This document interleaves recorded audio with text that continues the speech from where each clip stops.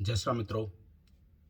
मैं आपका ज्योतिष मित्र राकेश पांडे आज वैदिक इनसाइट्स अनवेल्ड चैनल में आप सभी लोगों का स्वागत करता हूं। साथियों, मैं आप सभी को शिवरात्रि के पावन पर्व की हार्दिक बधाई एवं शुभकामनाएं प्रेषित करता हूं।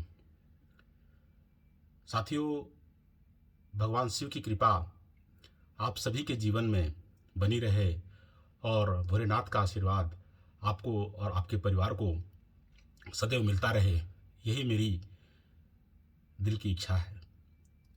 साथियों, स्वयं भगवान राम जी ने एक बार कहा था कि शिवद्रोही मम दास कहावा, सो नर सपने हूँ मोहि न पावा। तो उन्होंने कहा था कि जो व्यक्ति शिव का द्रोही होगा, शिव जी को नहीं मानेगा, उनकी पूजा नहीं करेगा और मेरी पूजा करेगा, तो वो मुझे स्वप्न में भी नहीं प्राप्त कर सकता है। सो नर सपने हूँ मोहि न पावा। तो स्वयं भगवान राम जी ने शिव जी की महत्ता को बताया है। तो साथियों, हमें और आपको हमेशा भगवान शिव की आराधना करनी चाहिए, उनकी पूजा करनी चाहिए, उनका जप और मंत्रों का जप करना चाहिए और हमेशा हमें उनके आशीर्वाद की जरूरत है।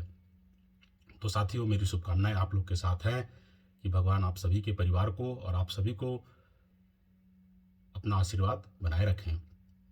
तो साथियों, आज मैं पुनः आप लोग के समक्ष एक बहुत अच्छा ज्योतिषी सूत्र साझा करना चाहूँगा, जो कि भावार्थ रत्नाकर से लिया गया है। साथियों, यह श्लोक जो है वो कारको भाव नाशाय का जो सिद्धांत चल रहा है उससे संबंधित है और यह श्लोक की व्याख्या मैं आप लोग के समक्ष रखूँगा। और इस श्लोक को साथियों मैं एक बार आप लोग के समक्ष पढ़ता हूँ। सर्वेषु भावस्थानेषु तद भावादिकारकः विद्यते तस्य भावस्य फलम स्वल्पमुदीरतम। तो जब भी कोई कारक उस भाव में बैठा है जिसका कि वह कारक है, तो उस भाव का वह फल कम करता है।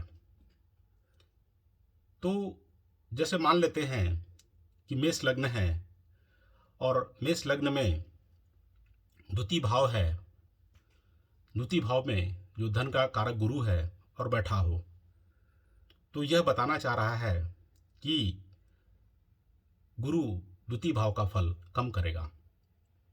तो साथियों, यह तभी सच है जब हम देखें कि द्वितीय भाव में गुरु जो बैठा है वो या तो नीच राशि का बैठा हो या शत्रु क्षेत्रीय बैठा हो और उस पर अशुभ ग्रहों का भी प्रभाव हो जाए। तो साथियों, क्या होगा कि भाव के साथ साथ कारक दोनों ही एक साथ अशुभ ग्रहों के प्रभाव में आ जाएंगे।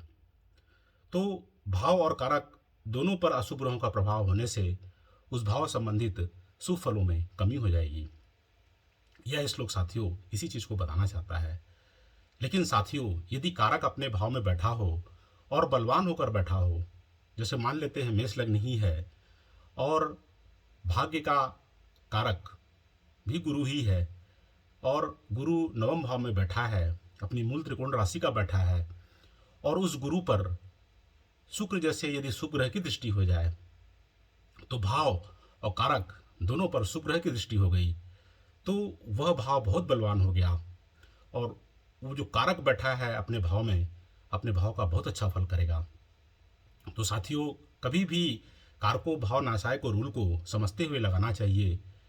यह तभी भाव का नाश करेगा जब उस भाव में या तो शत्रु क्षेत्री है या नीच का है, और नीच और शत्रु क्षेत्री होते होते यदि वो पाप प्रभाव में हो, शनि मंगल जैसे अशुभ ग्रह जो नैसर्गिक अशुभ के साथ साथ पत्रिका में भी अशुभ हों, उनके से देखा जा रहा हो, तो विशेष करके भाव और कारक दोनों पीड़ित हो जाने से उस भाव का विशेष नुकसान हो जाता है।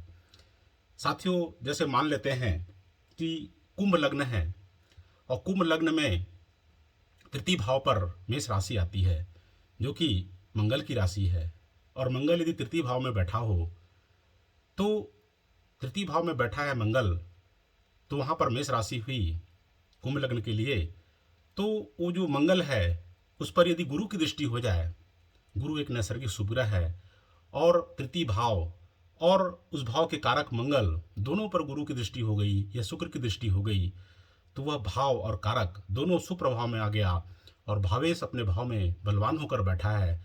तो भाई हमें मिलेंगे, निश्चित रूप से बहुत अच्छे भाई प्राप्त होंगे, भाइयों का सुख होगा।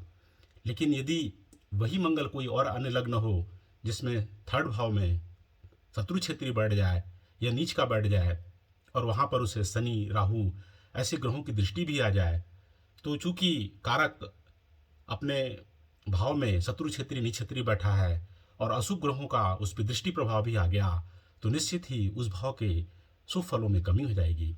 तो साथियों, यदि हम इस नियम को ऐसे लगाएंगे तो कभी भी भटकेंगे नहीं और हमारा फलादेश सही होगा।